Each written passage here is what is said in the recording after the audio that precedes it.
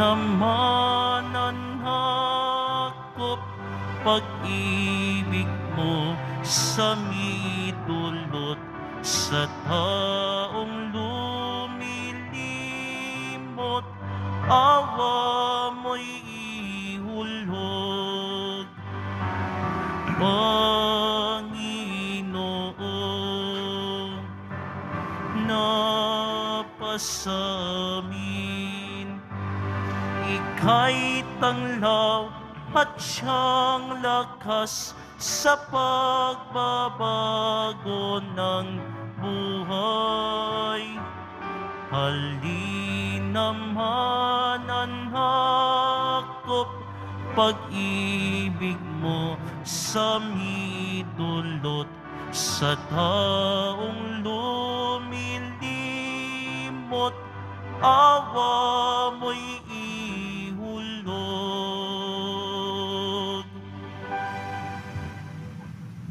Sa ngalan ng Ama at ng Anak at ng Espiritu Santo. Amen. Ang pagpapala ng ating Panginoong Jesucristo, ang pag-ibig ng Diyos Ama, at ang pagkakaisa ng Espiritu Santo naway sumainyong lahat. At sumayo rin.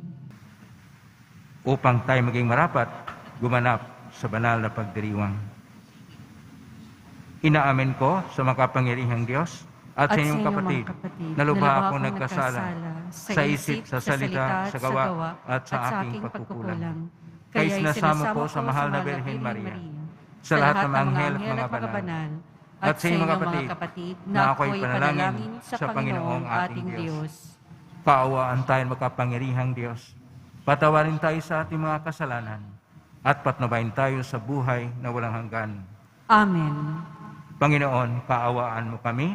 Panginoon, kaawaan mo kami. Kristo, kaawaan mo kami. Kristo, kaawaan mo kami. Panginoon, kaawaan mo kami. Panginoon, kaawaan mo kami. Manalangin tayo. Ama naming nasa langit, makaakyat nawa sa iyong pinaluklukan ang aming panalangin upang ang dakilang misteryo ng pagkakatawang tao ng anak mo ay may pagdiwang naming ng maiwagas na luubin sa pamagitan ni Jesucristo kasama ng Espiritu Santo magpa sa walang hanggan. Amen. Magsiupo na po ang lahat. Pagbasa mula sa aklat ni Propeta Isaías. Ang ulilang lupain, malaon ng tigang, ay muling sasaya. Mananariwa at mamumulaklak ang ilang. Ang dating ilang ay aawit sa tuwa. Ito'y muling gaganda tulad ng bundok ng Libano at mamumunga ng sagana tulad ng Carmelo at Saron. Mamamasda ng lahat ang kaningningan at kapangyarihan ng Panginoon. Inyong palakasin ang mahinang kamay at patatagin ang mga tuhod na lupaypay. Ito ang sabihin sa pinanghihinaan ng loob. Huwag kang matakot. Laksan mo ang iyong loob. Darating na ang Panginoong Diyos at ililigtas ka sa mga kaaway. Ang mga bulag ay makakakita at makaririnig ang mga bingi. Katulad ng usa, ang pilay lulundag. Aawit sa galak ang mga pipi. Mula sa gubat ay bubukal ang tubig. At ang mga batis dadaloy sa ilang. Ang umuusok na buhanginan ay magiging isang lawa. Sa tigang na lupa ay babalong ang tubig. Ang dating tirahan ng mga asong gubat ay tutubuan ng tambo at talahib. Magkakaroon ng isang maluwang na lansangan na tatawaging landas ng kabanalan. Ang mga makasalanan at mga hangal sa landas na ito'y di makararaan. Walang leon o mabangis na hayop na makalalapit doon. Ito'y para lamang sa mga tinubos. Ang mga tinubos ng Panginoon ay babalik sa Jerusalem, masiglang umaawit ng pagpupuri. Paghaharian sila ng kaligayahan. Lungkot at dalamhati ay mapapalitan ng tuwa at galak magpakailanman.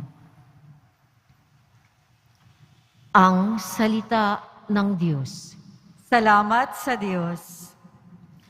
Ang poong Diyos ay darating upang tayo'y tubusin. Ang poong Diyos ay darating upang tayo ay tubusin. Aking naririnig magmula sa poon ang sinasalita. Sinasabi niyang ang mga lingkod niya'y magiging payapa. Kung mga pagsisi at di na babalik sa gawang masama, ang nagpaparangal sa pangalan niya'y kanyang ililigtas. Sa ating lupain ay mananatili ang kanyang paglingap. Ang poong Diyos ay darating upang tayo ay tubusin. Ang pagtatapatan at pag-iibigay magdadaumpalad. Ang kapayapaan at ang katwiray magsasamang ganap. Sa balat ng lupay, pawang maghahari yaong pagtatapat. At ang katarungan na may maghahari mula sa itaas. Ang poong Diyos ay darating upang tayo ay tubusin. Gagawing maunlad ng Panginoong Diyos itong ating buhay. Ang mga halaman sa ating lupai bubungang mainam. Sa harapan niya, yaong maghahari, pawang katarungan. Magiging payapat, susunod ang madla sa kanyang daan. Ang poong Diyos ay darating upang tayo ay tubusin. Magsitayo po ang lahat.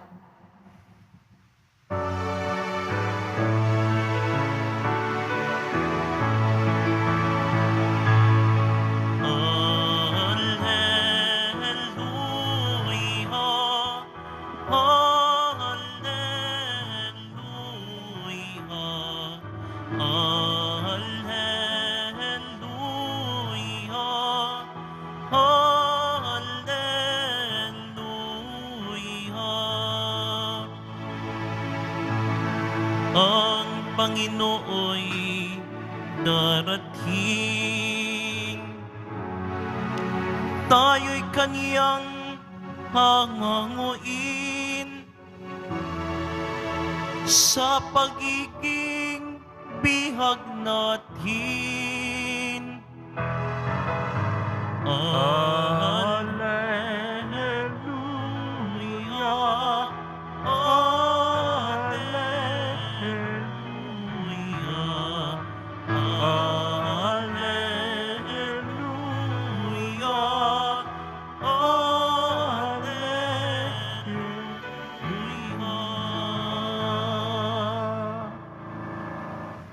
Sumainyo ang Panginoon. At sumaiyo rin. Ang mabuting balita ng Panginoon ayon kay San Lucas. Papuri sa iyo, Panginoon. Minsan nang nagtuturo si Jesus, naroon din ng mga Parisiyo at ang mga tagapagturo ng kautusan na mula sa mga bayan ng Galilea at Judea at Jerusalem. At suma sa kanya ang kapangyarihan ng Panginoon upang magpapagaling ng mga may sakit. May dumating na ilang tao, dala ng isang paralitikong nasa higaan. Nagpipilit silang makapasok sa bahay upang mailagay sa harapan ni Jesus ang may sakit. Subalit, wala silang maraanan dahil sa dami ng tao. Kahit umakyat sila sa bubungan at binutasan yun, saka inihugos sa harapan ni Jesus ang paralitikong nasa higaan. Nang makita ni Jesus kung gaano kalaki ang kanilang pananalig, sinabi niya sa paralitiko, "Kaibigan, pinatatawad ka na sa iyong mga kasalanan." Sa loob-loob ng mga eskriba at Parisiyo, sino itong nagsasalita ng kalapastangan sa Diyos? Hindi ba't Diyos lamang ang makapagpatawad ng mga kasalanan? Ngunit batid ni Jesus ang kanilang niisip, kahit sinagot niya sila, Bakit kayo nag-iisip ng ganyan? Alin ba ang lalong madali? Ang sabihin sa paralitiko, pinatatawad ka na sa iyong mga kasalanan? O ang sabihin, tumindig ka na at lumakad? Patutunayan ko sa inyo ng Anak ng Tao ay may kapangyarihan dito sa lupa na magpatawad ng mga kasalanan. At sinabi niya sa paralitiko, iniutos ko, tumindig ka, dalhin mo ang iyong higaan at umuwi ka. Pagdakay, tumindig ang tao sa harapan ng lahat. Binuhat ang kanyang higaan at umuwing nagpupuri sa Diyos. Nanggigilala sila at tigib ng takot na nagpuri sa Diyos. Nakakita kami ngayon ng mga kahangahangang bagay. Wika nila. Ang mabuting balita ng Panginoon.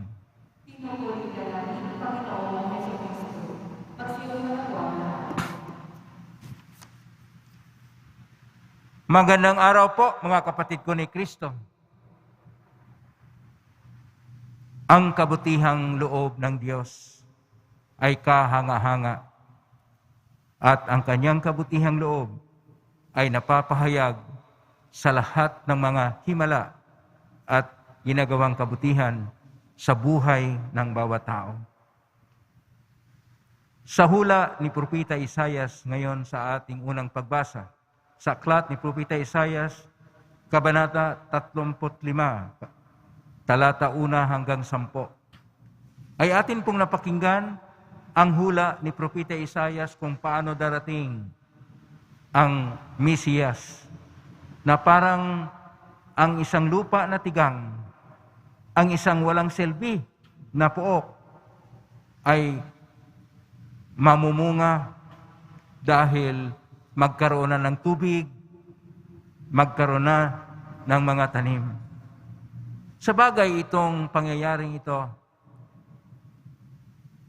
ay nagawa na at nangyayari na sa Israel ngayon. Ang mga disyerto nila, dahil sa bagong teknolohiya ng agrikultura at ang agrikultura nila ay suportado sa pamalaan,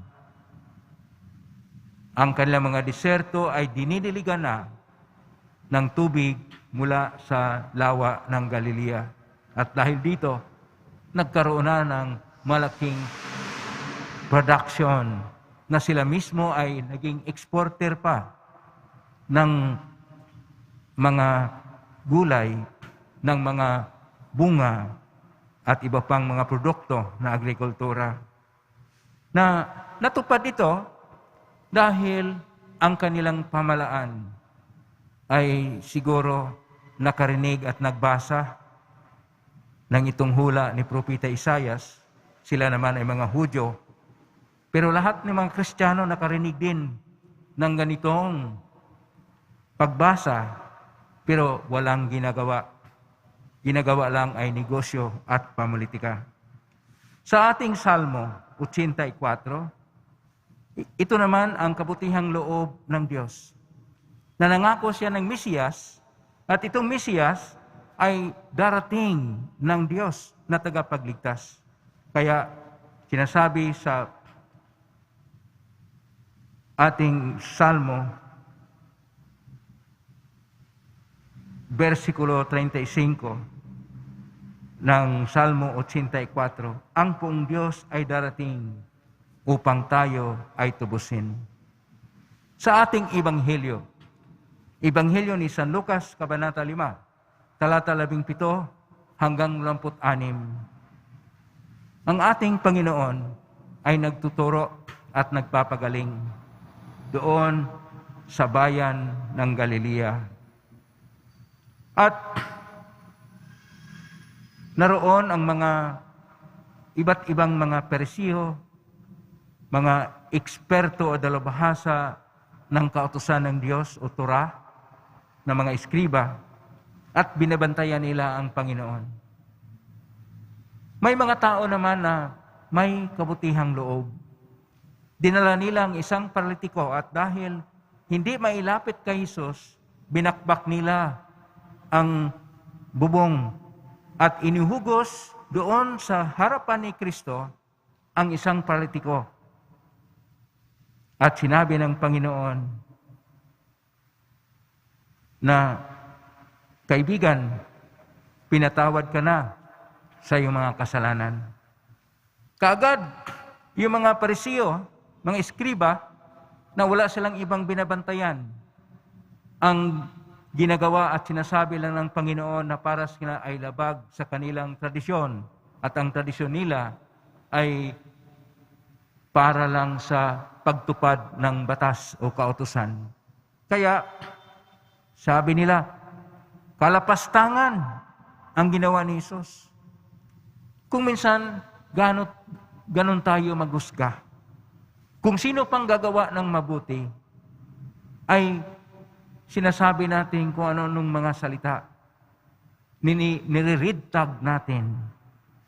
Pinasasama natin. Ginagawa natin parang sila ay hindi kaaya-aya ng mga personalidad. Dahil sila'y nagsasabi ng katotohanan at gumagawa ng kabutihan. Kaya sinabi ng ating Panginoon sa ating Ebanghelyo ngayon, dahil talastas niya kung ano na sa loob ng mga puso, kaya sinabi niya, alin ba ang mas madali? Ang magsabi na pinatawad ng mga kasalanan o kaya'y tuminig ka at lumakad? Sa salitang Hebreo, dahil Hebreo po ang salita ng Panginoong Hesus, ang tuminig ka at lumakad ay maraming inuulit-ulit na mga syllables, mahirap bigkasin. Pero ang pagpatawad ay buo lang na salita na madaling sabihin. Na ibig sabihin, madaling sabihin.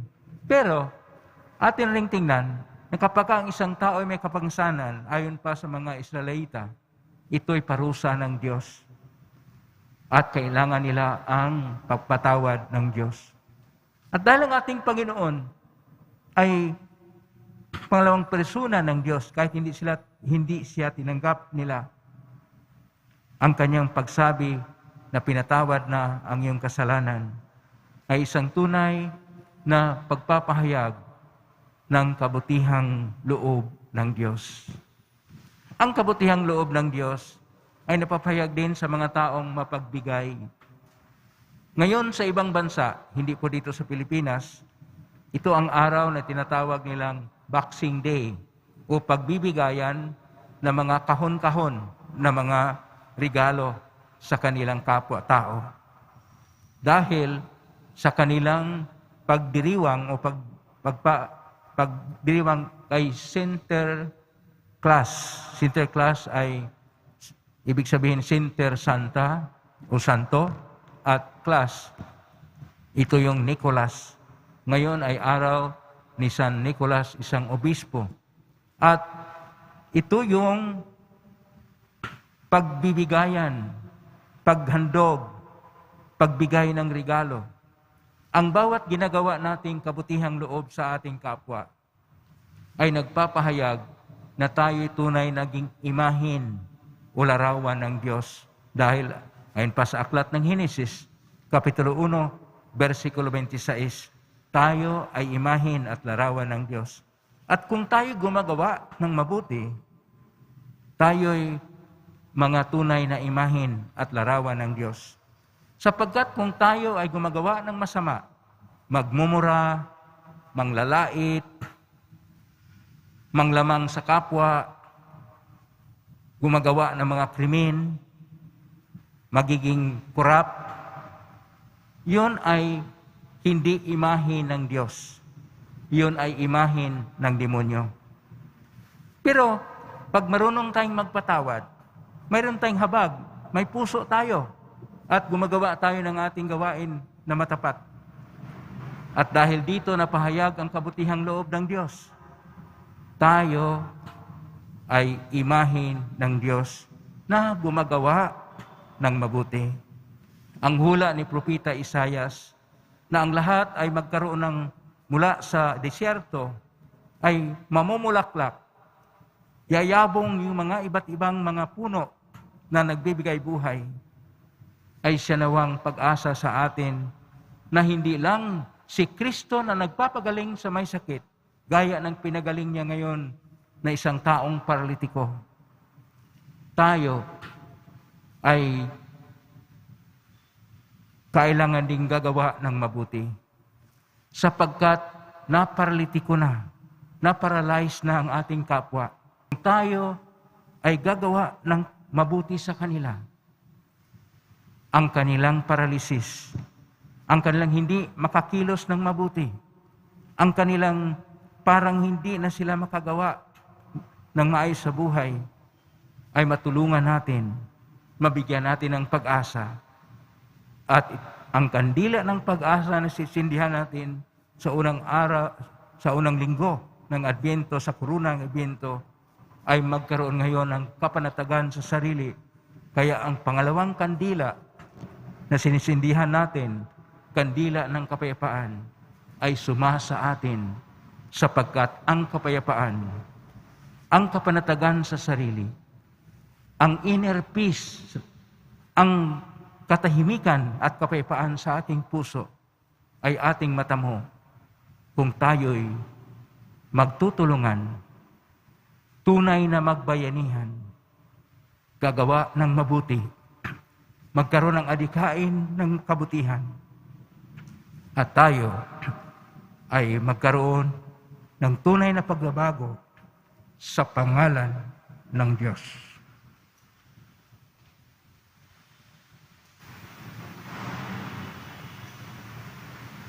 Magsitayo po ang lahat.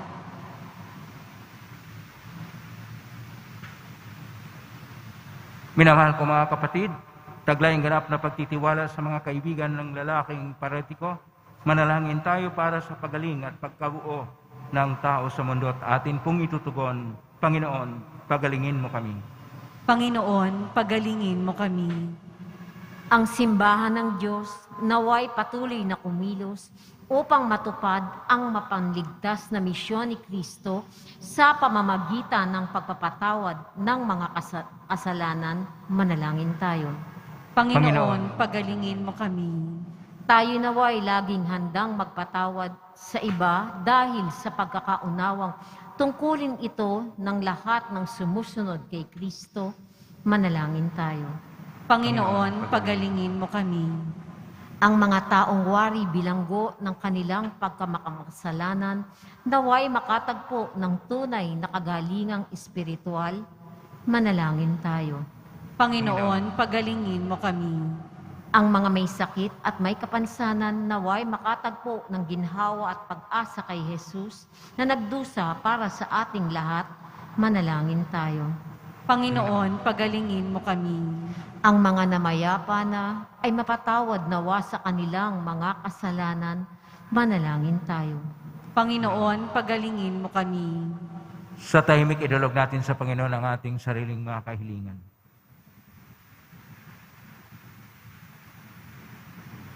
Ama naming nasa langit, pinasalamatan ka namin dahil sa pagpapatawad sa amin ng iyong anak. Nawa kami rin ay makapagpatawad sa lahat ng taong nagkasala sa amin. Inadalangin namin ito sa pamamagitan ni Kristong aming Panginoon. Amen. Magsiupo na po ang lahat.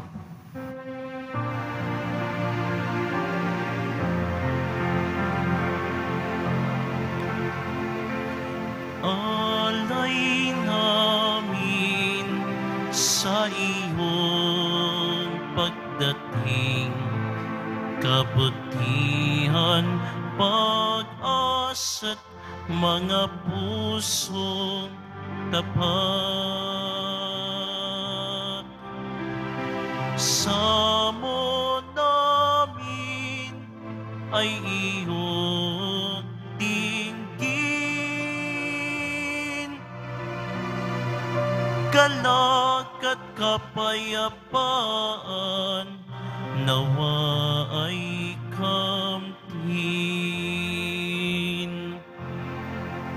Magsitayo po ang lahat. Manalangin ng kapatid upang paghahain natin ay kalugdan ng Diyos amang makapangyarihan.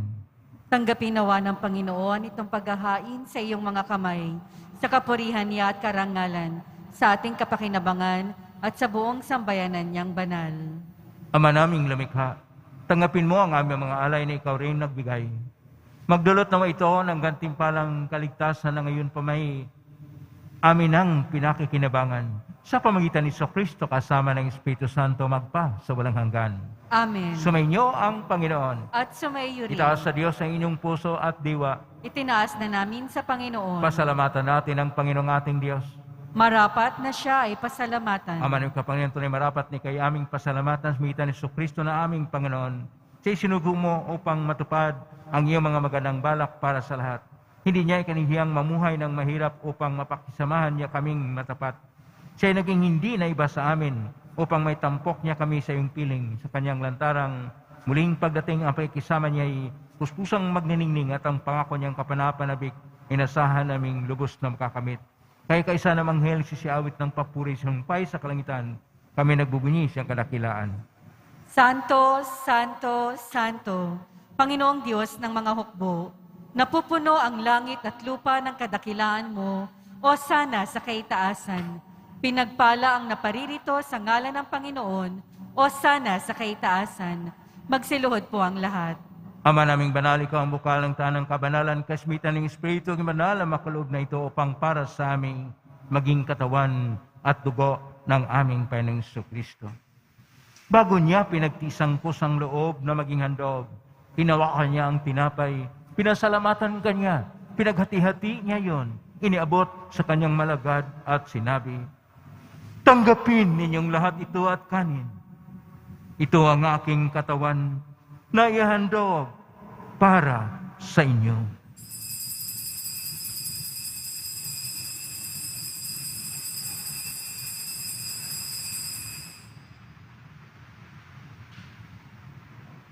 Gaya naman nung matapos ang hapunan, hawakan niya ang kalis, muli kanyang pinasalamatan. Inabot niya ang kalis kanyang malagad at sinabi, tanggapin ninyong lahat ito at inamin. Itong kalis ng aking dugo ng bago at walang gantipan. Ang aking dugo na ibubuhos para sa inyo at para sa lahat sa ikapagpapatawad ng mga kasalanan. Gawin niyo ito sa pag-alala sa akin.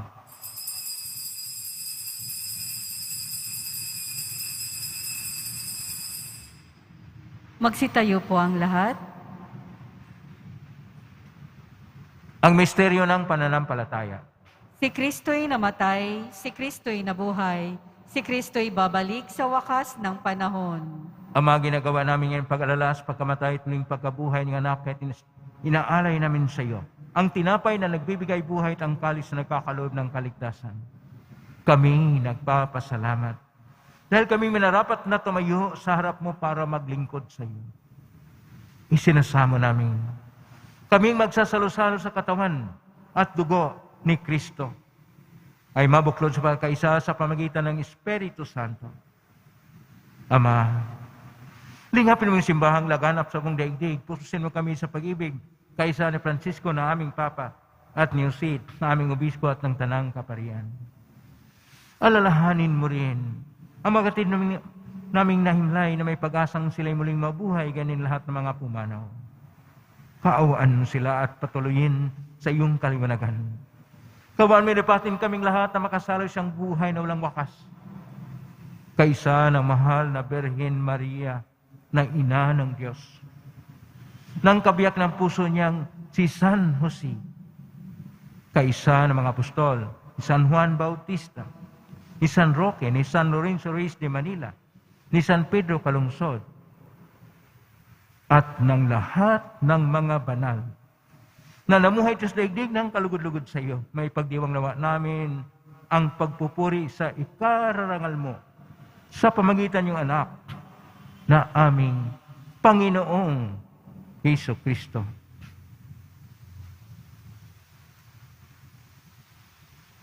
Sa pamamagitan ni Kristo, kasama niya at sa Kanya, ang lahat ng parangal at papuri ay sa iyo, Diyos Amang makapangyarihan, kasama ng Espiritu Santo, magpasawalang hanggan.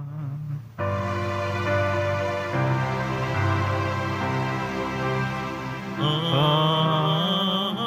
Amen. Amen. Amen.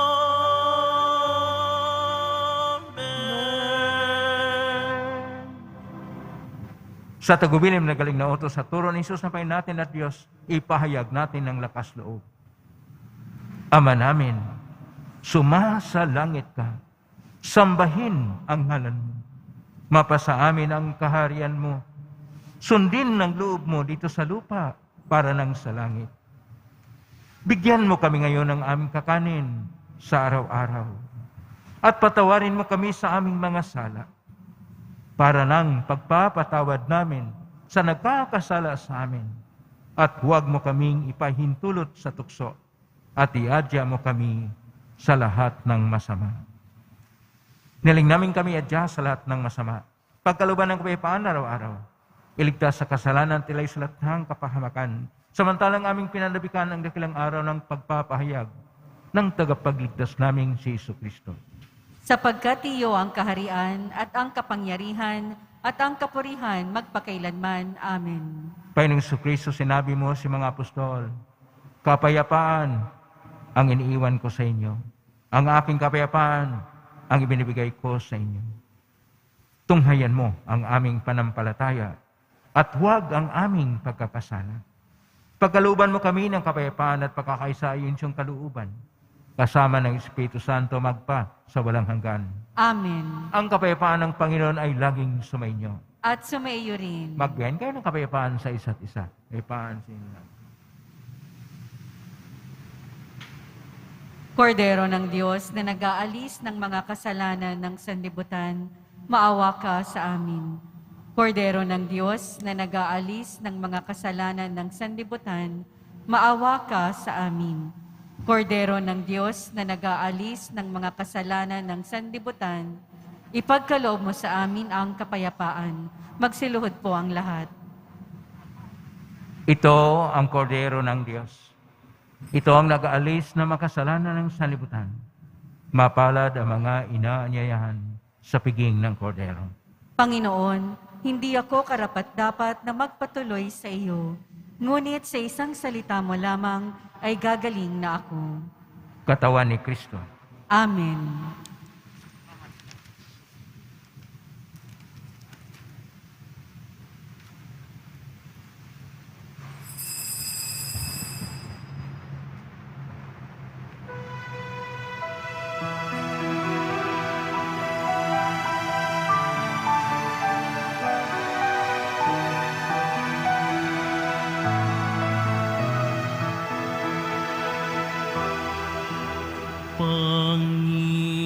Panginoon, masdan mo ang bayang sa'yo'y naghihintay. Naghihirap, tikip ng sindak at alipin ng kasalanan. Panginoon, tingin mo ang karaingan ng iyong bayan. Umaasa sa iyong pagdating at sa dulot mong kaligtasan. O kay tagal naghintay ng iyong bayan sa iyong pagdatal. O kay tagal inasam kaganapan ng iyong kaharian. Panginoon, lingapin mo bayang sa'yo'y umasa. Iligtas mo kamit marapatin sa kari ay isama. Ukay tagal naghintay ng iyong bayan sa iyong pagdatal. Ukay tagal inasam kaganapan ng iyong kaharian. Panginoon, lingapin mo bayang sa'yo'y umaasa. Iligtas mo kamit marapating sa kari ay isama. Magsitayo po ang lahat. Manalangin tayo. Ama naming mapagmahal, mapakinabangan nawa namin ang aming pinagsaluhan upang sa aming paglalakbay dito sa lupang papanaw, aming mapanaligan ang iyong pagpapalang pangmakilanman sa pamagitan ni Jesucristo kasama ng Espiritu Santo, magpa sa walang hanggan. Amen. Pagubasbas. Sumainyo ang Panginoon. At sumayo rin. Mahal na pong Isus Nazarene, higmos na ng cross ang walang malayo na pag-ibig ng Diyos sa katauhan. Pakinggan mong kilingan ang kanan nagsusumamo sa iyo. Makamtanaw nila ang katugunan at tanggapin ang kasagutan may utang na loob na tinatanaw. Basbasan di po ninyo ang mga dalamang imahin at dasalan. Sa pamagitan ng benisyon nito naway malalang pangako na sa binyag na ikaw ay kailangan at paglalingkuran bilang Panginoon magpa sa walang hanggan. Amen. Pagpalain kayo na makapangyarihang Diyos, Ama at Anak at Espiritu Santo. Amen. May kang taglayang upuan at pag-ibig ng poong Jesus Nazareno. Salamat sa Diyos. Purihin natin ang poong Jesus Nazareno.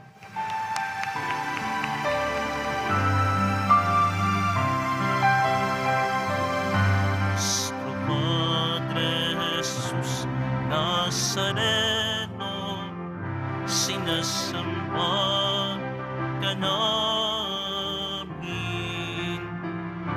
pinipinto ka namin, aral mo ang aming buhay at kaligtasan. Nuestro Padre Jesus Nazareno, iligtas mo kami sa kasalanan. Ang krus mong kinamatayan ay sagisag ng aming kaligtasan. Nuestro Padre Jesus Nazareno, dinarangal ka namin. Nuestro Padre Jesus Nazareno, nilulwalhati ka namin. Nuestro Padre Jesus Nazareno, dinarangal ka namin. Nuestro Padre Jesus Nazareno, nilulwalhati ka namin.